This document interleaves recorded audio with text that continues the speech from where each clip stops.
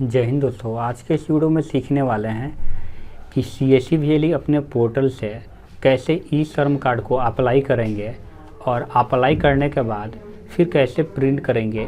एक एक step by step बताने वाला हूं। चलिए दोस्तों वीडियो को स्टार्ट करते हैं।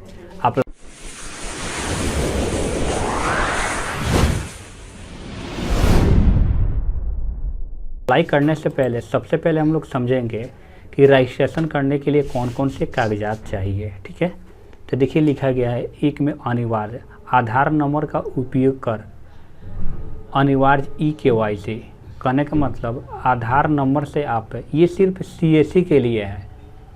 ठीक है, एक आम जनता के लिए नहीं है। ठीक है, तो CSC क्या कर सकते हैं, आम जनता है तो वो मोबाइल नंबर रजिस्टर्ड अगर होगा आधार कार्ड में वहीं कर सकते हैं, लेकिन CSC सेंटर पर अगर आप जाते हैं तो वो OTP, फिंगर या आइरिस तीनों से कर सकता है। ठीक है, मोबाइल नंबर रजिस्टर्ड नहीं है तब भी वो कर सकता है, किससे, तो फिंगरप्रिंट या आइरिस से। उसके बाद यहाँ लिखा हुआ कि एक्टिव एक बैंक अकाउंट चाहिए और फिर से एक्टिव एक मोबाइल नंबर, यानी कि दोनों चालू पीरियड में चाहिए। उसके बाद सेकेंड नंबर में देखिए लिखा हुआ है कि एजुकेशनल सर्टिफिकेट चाहिए, कहने का मतलब 10th पास किए हो, 12th पास किए हो वे चाहिए। फिर आपके पास एक इनकम सर्टिफिकेट चाहिए यानी कि आय। देन फिर आपके पास एक ऑक्यूपेशन सर्टिफिकेट और फिर एक स्किल सर्टिफिकेट चाहिए। इतना अगर आपके पास रहता है तो आप आसानी से ई श्रम कार्ड को अप्लाई कर सकेंगे। चलिए अब देखते हैं कि आखिर CSC पोर्टल से कैसे ई श्रम कार्ड को अप्लाई करेंगे। सबसे पहले दोस्तों आपको करना क्या होगा, अपने CSC पोर्टल को लॉगिन कर लेना है। ये तो आपको खुद मालूम है कि कैसे CSC पोर्टल को लॉगिन करना है।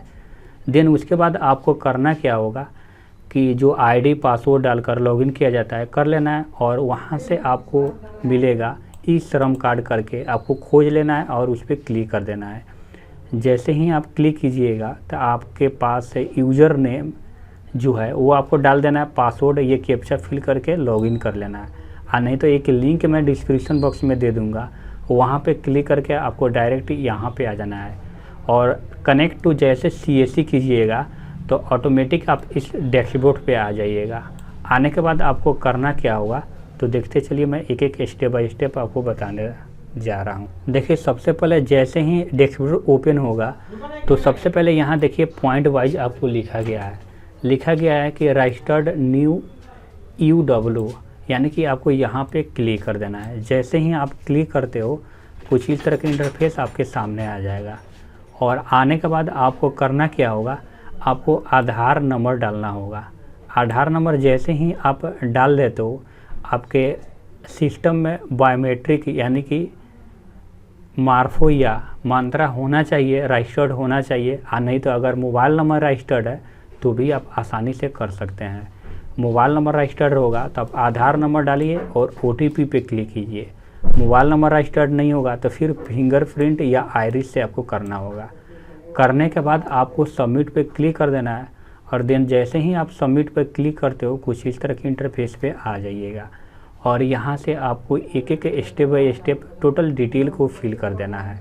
देखिए लिखा हुआ 5 नंबर पॉइंट में आधार से प्राप्त वितरण की समीक्षा करें और घोषणा की जाँच करें और जारी रखें। जैसे ही कंटिन्यू पे आप क्लिक करके आगे बढ़िएगा, फिर व्यक्तिगत जानकारी आएगा।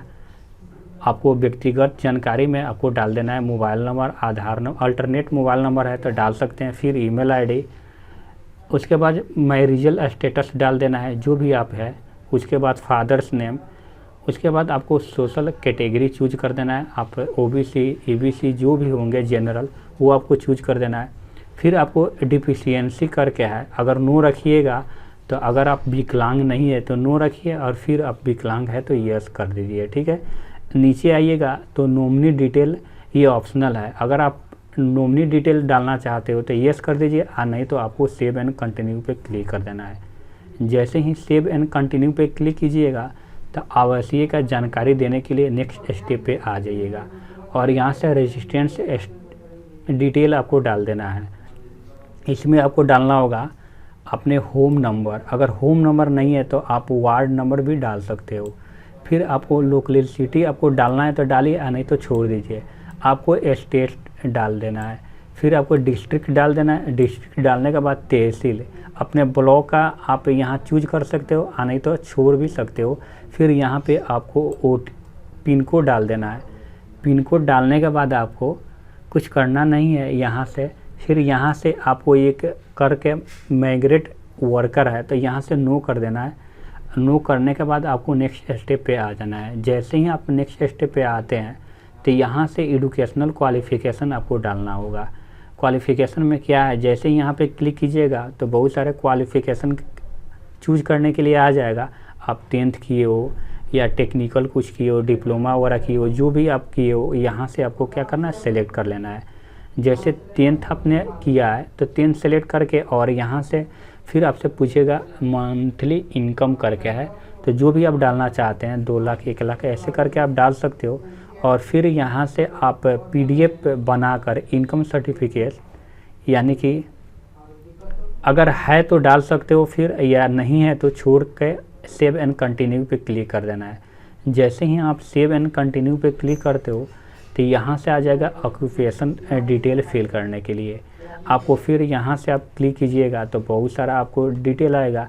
आप अपने अकॉर्डिंग यहाँ से क्या करना है, डाल देना है और फिर नेक्स्ट स्टेप पे आ जाना है। जैसे नेक्स्ट स्टेप पे आइएगा तो यहाँ से बैंक का डिटेल, तो बैंक का डिटेल आपको डालना है तो डालिए। मैं तो बोलूँगा यहाँ पे नो करके आपको सेव एंड कंटिन्यू पे कर लेना है और फिर आपको यहाँ से टर्म एंड कंडीशन पे क्लिक करके सबमिट पे क्लिक कर देना है। दोस्तों जैसे ही क्लिक कीजिएगा तो आपके सामने ईवेने कार्ड आ जाएगा। उसके बाद आपको प्रिंट कर लेना है और प्रिंट करके उसमें जो भी आपको लेमिनेशन करके रखना होगा अगर आप रख सकते हो। ऐसे करके आप घर बैठे या किसी CSC सेंटर पे जाके आप ईवेने कार्ड यानी कि श्रम कार्ड आप बनवा सकते हो। चलिए दोस्तों, मिलते हैं नेक्स्ट वीडियो में। जो भी आपको क्वेरीज होगा आप कमेंट सेक्शन में कमेंट करके हमसे पूछ सकते हो। चलिए दोस्तों, मिलते हैं नेक्स्ट वीडियो में। Thanks for watching.